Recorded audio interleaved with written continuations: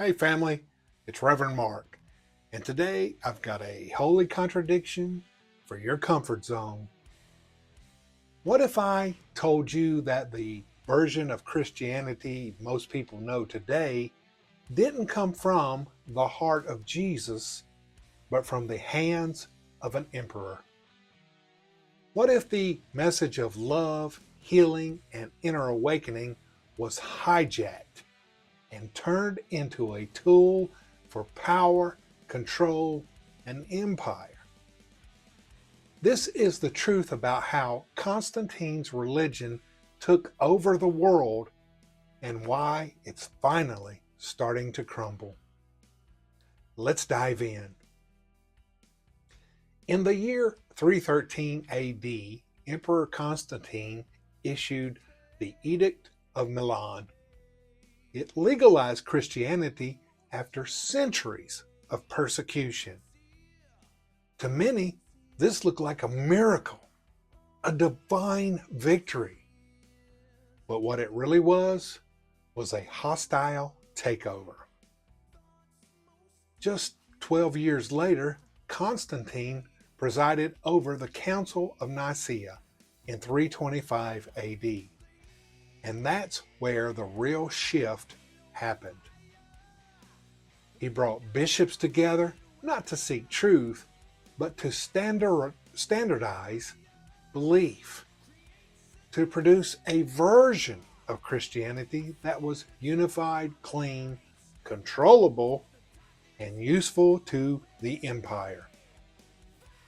This wasn't about Christ, it was about Constantine. The council selected which teachings would stay and which would be destroyed. Mystical gospels, out. Teachings of inner power and union with God, out. Writings that honored the divine feminine, gone. They canonized what served the empire and criminalized what awakened the soul. Jesus came to start a revolution of consciousness. Constantine created a religion of obedience. Once Christianity was wedded to the empire, a new tool was born: spiritual control. The living God, who once walked with humanity in the cool of the day, was relocated to the sky, placed on a throne, and surrounded by rules. Instead of saying the kingdom is within you, Constantine's religion said God is out there and we speak for him. The result? People stopped listening to their own inner voice. They feared their own thoughts. They were taught to see themselves as filthy sinners, born unworthy, doomed, unless they followed the system. And when a religion gets people to police their own minds, you don't need physical chains. You've already built the cage in their soul. This wasn't about truth, it was about authority. It wasn't about love, it was about loyalty. And the Christ message was buried under centuries of shame. Here's the secret. When you combine empire with repetition, you create cultural hypnosis. After Constantine, Christianity became the official religion of Rome, and soon the official spiritual language of Western civilization. Kings ruled by it. Conquests were justified by it. Colonizers used it to baptize entire continents in blood. And for over 1700 years, this version of faith was drilled into every generation.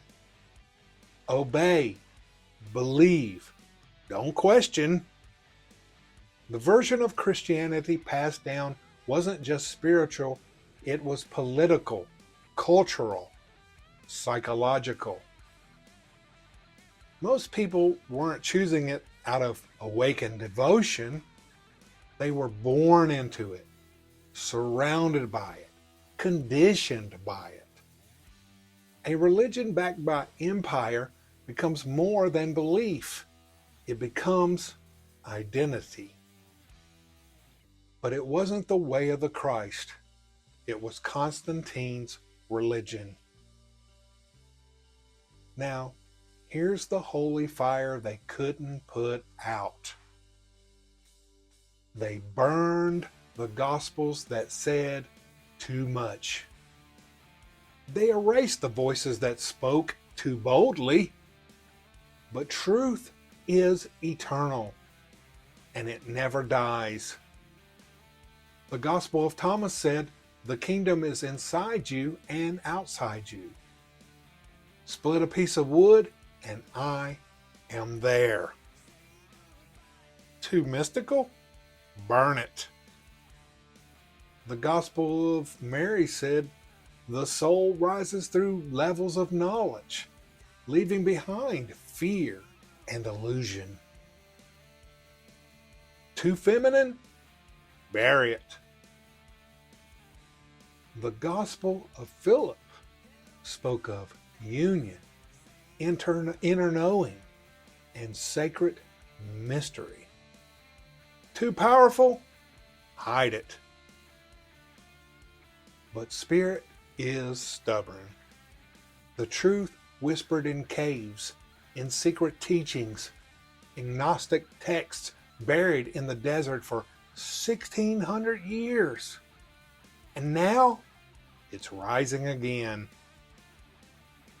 Because truth doesn't need a pulpit. It just needs a soul brave enough to remember. The system may still have the buildings. It may still have the money. It may still hold influence in politics and media. But it's losing something it can't afford to lose. Your soul. People are leaving the church in record numbers, but they're not leaving spirit. They're not abandoning Christ. They're rediscovering the real one. Not the Christ of empire, but the Christ of awakening. Not the throne sitter, but the table flipper. Not the image they taught you to worship, but the divine presence within you. The veil has been torn. The spell is breaking. And you're not crazy. You're remembering. You're remembering that the kingdom is within you. That God is not up there waiting to judge you, but in here, longing to awaken you.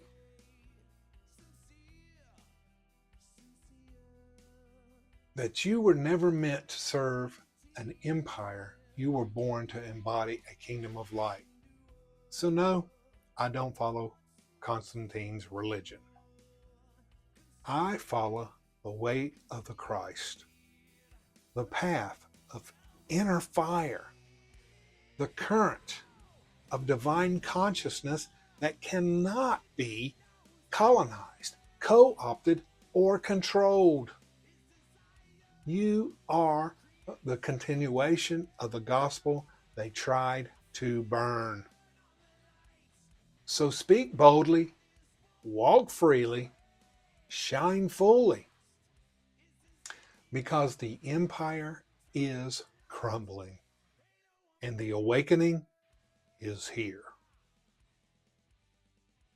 The universe is consciousness, and you, beloved, are the living word.